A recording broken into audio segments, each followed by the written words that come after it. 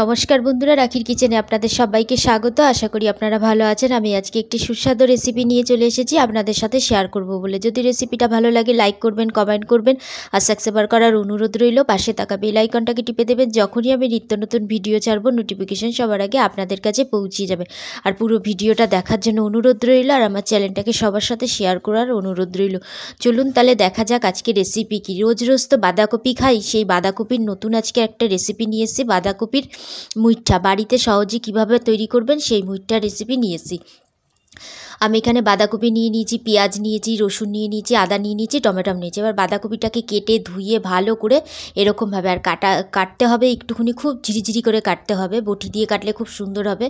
এটাকে কেটে ধুয়ে রেডি করে নেওয়ার পরে একটা ঝুড়ির মধ্যে নিয়ে নিলাম। নিয়ে নেওয়ার পরে তারপরে আমি বেশ খানিকটা, মানে 1 চামচের মতন লবণ দিলাম। লবণ দিয়ে ভালো করে এরকমভাবে ঝুড়িটার মধ্যেই এরকমভাবে চটকাতে হবে। চটকিয়ে ভালো করে মাখিয়ে নিতে হবে। আর দেখুন এরকমভাবে জল পড়তে থাকবে। আমি দেখিয়ে দিচ্ছি জলটা পড়ছে যে, এই দেখুন এরকমভাবে জলগুলো, বাঁধাকপি যে জলটা থাকবে জলটা পুরো পড়ে যাবে। তারপর বেশ খানিকক্ষণ 5 থেকে 7 মিনিট রেখে দিতে হবে। এটা রেখে দেওয়ার পরে এই দেখুন পুরো জলগুলো ঝরে গেছে। তারপরেও আমি আবার এই দেখুন কতটা জল বেরিয়েছে। আমি আবার এটাকে হাত দিয়ে যে এরকমভাবে হাতের মুঠে নিয়ে ভালো করে চিপড়িয়ে চিপড়িয়ে একটা আলাদা একটা বাটির মধ্যে নিয়ে নিচ্ছি। আলাদা বাটির মধ্যে নিয়ে নিলাম। এবার এটাকে ভালো করে চিপড়াতে হবে, কিন্তু এই যে চিপড়িয়ে এরকমভাবে নিয়ে নিতে হবে, যেরকম ঝরঝরে হয়ে যাবে। এরকমভাবে সবটা আমি চিপড়িয়ে এর মধ্যে নিয়ে নিলাম। এবার একে একে এর মধ্যে আমি কিছু জিনিস করছি। বেশ কিছুটা রসুন কুচি দিলাম, আদা কুচি দিয়ে দিলাম, এখানে 1 মুঠো পেঁয়াজ কুচি দিয়ে দিলাম। দিয়ে দেওয়ার পরে এই যে 4টে লঙ্কা দিয়েছে, 4টে লঙ্কাটাকে কেটে কুচি কুচি করে দিয়ে দিলাম। আর 1 মুঠো ধনে পাতা দিয়ে দিলাম এর মধ্যে।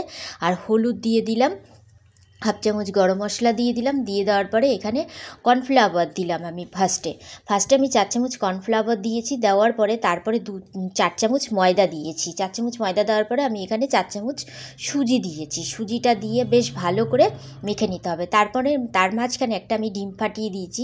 যদি কেউ এটা নিরামিষ রান্না করতে চায় তাহলে পেঁয়াজ রসুন ডিমটা বাদ দেবেন, তার মধ্যে পনির দিয়ে দেবেন, খেতে খুব টেস্ট হবে।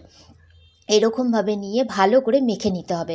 এবার সুন্দর করে এই করে সব কটা উপকরণ নিয়ে ভালো করে মেখে নিয়ে রেডি করে নিলাম। তারপরে গ্যাসের উপরে কড়াই বসিয়ে দিয়েছি, তার মধ্যে সর্ষের তেল দিয়ে দিয়েছি। দিয়ে দেওয়ার পরে হালকা তেলটা গরম হয়ে গেছে। আর এরকম লম্বা লম্বা করে মুঠার মতন করতে হবে, যেরকম মুঠার মতন থাকে এরকম মুঠার মতন করে করে এরকমভাবে দিয়ে দিতে হবে। আর যখন ভাজবেন লো টু মিডিয়ামে আঁচটা রাখবেন, খুব হাই আঁচে রাখবেন না, তাহলে ভিতরটা কাঁচা থেকে যাবে আর উপরটা পুড়ে যাবে। সেজন্য মিডিয়াম টু লোতে আঁচটাকে রেখে ভাজতে হবে। এই যে আমি দেখছি একটা পিঠ ভাজা হয়েছে, আরেকটা পিঠ আবার উল্টিয়ে দিচ্ছি। উল্টিয়ে দিয়ে নিতে নিতে তারপরে এই যে পুরো এটা ভাজা হয়ে গেছে। আর আমি এই ফাঁকে সব কটা ভাজাই এরকমভাবে ভেজে রেডি করে নেব। পুরো ভাজাটা দেখাইনি, একটা যে করেছি সেটা দেখালাম। তারপরে বাদবাকিগুলো সব ভেজে রেডি করে নিলাম। নিয়ে নেওয়ার পরে সেই সর্ষের তেলের মধ্যেই আমি দুটো তেজপাতা, একটা মিডিয়াম সাইজের পেঁয়াজ কুচিয়ে এর মধ্যে দিয়ে দিলাম। দিয়ে দেওয়ার পরে যে আমি যে টমেটোটা দেখিয়েছি সেই টমেটোমের অর্ধেকটা এখানে কুচিয়ে দিয়েছি আর অর্ধেকটা পেস্ট করে দিয়েছি। টমেটোটাকে দিয়েও ভালো করে রেখে কিছুক্ষণ রেখে দেবো। যখন টমেটোটা একটু নরম হয়ে গেছে তার মধ্যে যে এই যে আদা রসুন আর টমেটোমের পেস্টটা দিয়ে দিলাম। দিয়ে ভালো করে নাড়িয়ে নিলাম। নেওয়ার পরে তারপরে একে একে মশলা দিয়ে দিলাম। 1/2 চামচ জিরের গুঁড়ো, 1/2 চামচ ধনের গুঁড়ো, 1 চামচ ঝাল লঙ্কার গুঁড়ো, আর দিয়ে দিলাম 1 চামচ হলুদ, আর দিয়ে দিলাম 2 চামচ চিনি, আর দিয়ে দিলাম স্বাদ অনুযায়ী লবণ, আর 1/2 চামচ গরম মশলা।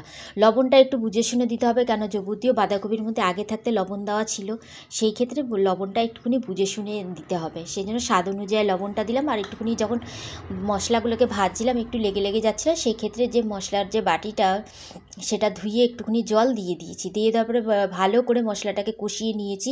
1.5 থেকে 2 মিনিট ভালো করে কষিয়ে নিতে হবে। কষিয়ে নেওয়া হয়ে যাওয়ার পরে যে বাটিটা দেখলাম ওই বাটির 1.5 বাটি আমি জল দিয়ে দিয়েছি। 1.5 বাটি জল দিয়ে দেওয়ার পরে তারপরে কী করলাম, যে বাঁধাকপির যে মুঠাগুলো বানিয়ে রেখেছিলাম সেই মুঠাগুলো ওর মধ্যে সবকটা দিয়ে দিলাম আস্তে আস্তে। দিয়ে দেওয়ার পরে 1/2 চামচ ঘি দিয়ে দিলাম। দিয়ে ভালো করে একটুখানি নাড়িয়ে দিয়েছিলাম। তারপরে 1 মুঠো ধনে পাতা দিয়ে ভালো করে একটুখানি নাড়িয়ে চাড়িয়ে দিয়ে এটা একটুখানি মাখা মাখা হবে, তখনই গ্যাসটাকে অফ করে দিলাম।